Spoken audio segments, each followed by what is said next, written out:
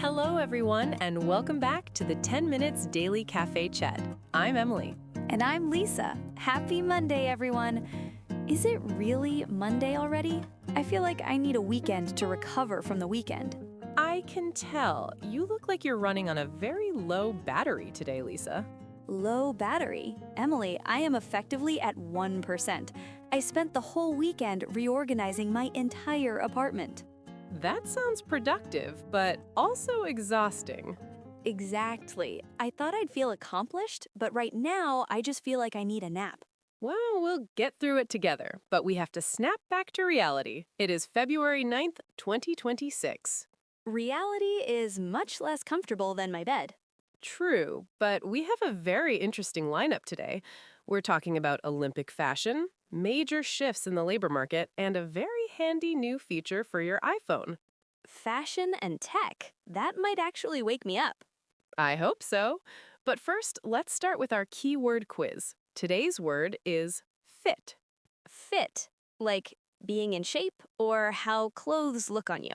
Both and more. Listen for how it shows up during the show. Got it. I'm ready to find out where we fit in. Let's start with our first topic. While many of us were catching up on rest, the world was watching the opening ceremony of the Milano Cortina 2026 Winter Olympics. Oh, I saw clips of that. The fashion this year was incredible.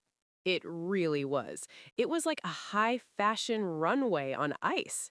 I saw everyone talking about those puffer skirts. They were so bold. That was Brazil, a collaboration between Moncler and Oscar Metzevacht. Puffer skirts with capes and even Bermuda shorts. Puffer skirts at the Olympics. That is very avant-garde. I love it. It definitely stood out, but the real sensation on the internet was Mongolia. Mongolia? What were they wearing? Traditional deal garments made from luxury Mongolian cashmere, goyol. The style was inspired by the Mongolian Empire from the 13th to 15th centuries. Wow, 13th century? That is a lot of history to carry. It was so intricate and regal, it really showcased their cultural heritage beautifully. See, that's what I love about the Olympics. It's like a global fashion show. It is. And the Czech Republic went in a completely different direction with retro chic. Retro? Like the 70s? Even earlier, their Alpine Pro sweaters were an homage to the 1956 Cortina Winter Games. I love a good vintage homage. It feels so nostalgic. It does. And of course, we had the big names like Ralph Lauren for Team USA. Was it the usual preppy style? Very classic. Winter white duffel coats. Ralph Lauren said they wanted it to represent peace and unity. White coats for peace and unity. Very chic. Very Ralph Lauren. And for the hosts, Italy, it was EA7 Emporium Armani. Armani for Italy. That's a perfect fit. It was a very clean design. They actually had the lyrics to the national anthem printed on the lining of the coats. No way. That is such a cool hidden detail. Talk about national pride. It shows how these uniforms are more than just clothes. It's a massive branding stage for the countries. I bet the designers spent years on this. I can't imagine the pressure of dressing a whole country. It's a huge responsibility. You have to balance tradition, functionality, and modern style. Which one was your favorite, Emily? Are you on Team Armani National Anthem?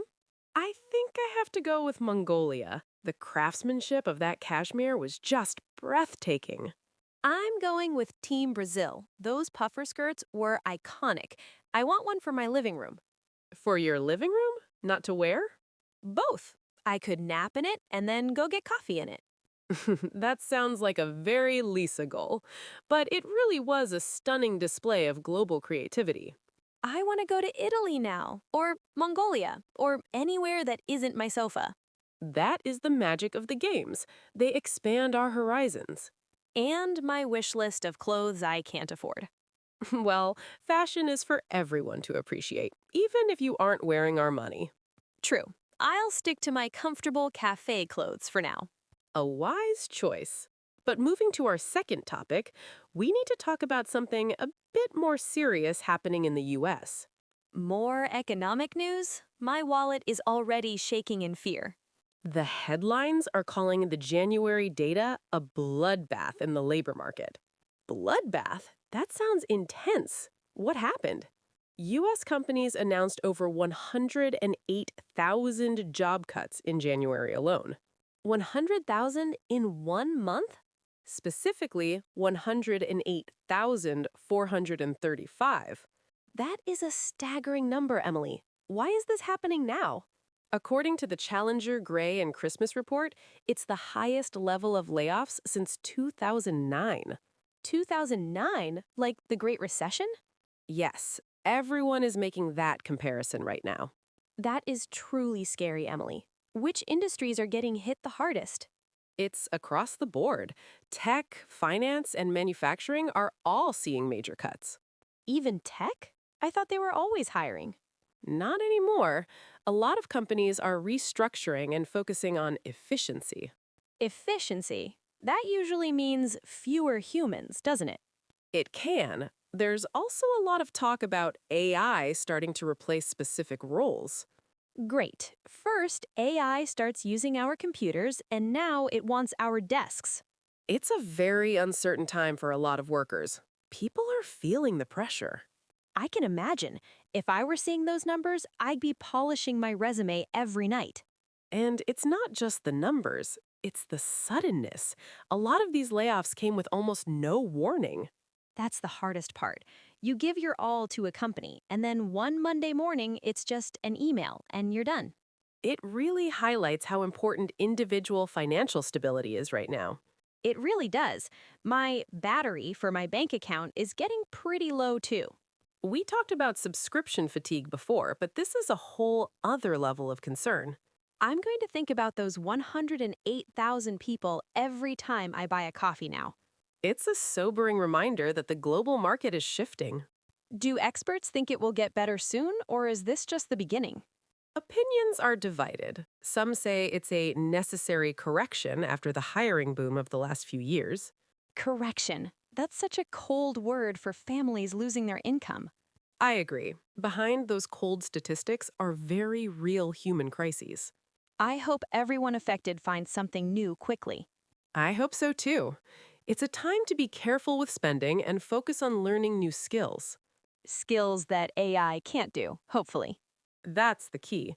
Human-centric roles are said to be the most resilient. Well, I'm great at reacting to things and eating snacks. Is there a job for that? You're already doing it, Lisa, and you're doing a great job. Thanks, Emily. That makes me feel a little better. Just a little. We just have to stay informed. Knowledge is power, even when the news is tough. True. Power and a lot of coffee. That's my plan. Our final topic is something much more practical for everyone who is feeling overwhelmed by digital noise. Is this about the iPhone update? I saw a notification for it this morning. Yes, iOS 26 has introduced some really powerful message filtering tools. Finally, my inbox is effectively 90% spam and 10% actual friends. You're not alone. Apple is trying to solve that with a new interface. So what's the big change? First, everything has moved to a new hamburger menu in the top right of the Messages app. Hamburger menu? You mean the 3 lines? Yes, that's where all your filtering options are now hidden. That makes sense. It cleans up the main screen. One of the biggest features is a toggle to screen unknown senders. Does it just hide them, or does it actually block them? It puts them into a separate folder so you don't get notifications for them. No more potential spam buzzing in your pocket while you're trying to sleep. That is a lifesaver. I'm tired of being woken up by robots trying to sell me fake insurance. We all are. There's also a better local delivery filter for tracking packages. Oh, I need that. I never know which text is from the actual delivery guy and which is a scam. This feature verifies the sender's identity, so you can be sure it's the real deal.